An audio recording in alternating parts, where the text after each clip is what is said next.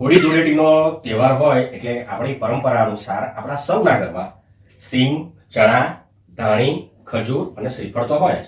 આ ઉપરાંત આપણે સૌ ધૂળેટીના તહેવારને માણવા માટે ઇકો ફ્રેન્ડલી કલર પણ લાવીએ છીએ. પરંતુ આપણો જે સમૃદ્ધ વારસો છે, આપણા જે પરંપરા છે, એમાંથી આપણે એક વસ્તુને કદાચ આપણે ચૂકીએ છીએ અને એ છે કેસુડાના ફૂલ. પહેલા જ્યારે ધૂળેટીનો તહેવાર હોય તો આપણા સૌના ઘરમાં કેસુડાના ફૂલ લાવવામાં આવે, પાણીમાં આ કેસુડાને નાખીને ઉકાળવામાં આવે અને આપણે સૌ આનાથી ધૂળેટી રમતા હતા. પણ અત્યારે આની જગ્યાએ આપણે કૃત્રિમ કલરનો ઉપયોગ કરીએ છીએ. કૃત્રિમ કલરોના ઉપયોગથી આપણે જ્યારે ધૂળેટીનો તહેવાર રમીએ છીએ તો પર્યાવરણને તો નુકસાન થાય છે, સાથે સાથે આપણી ત્વચા અને આંખને પણ નુકસાન થઈ શકે છે.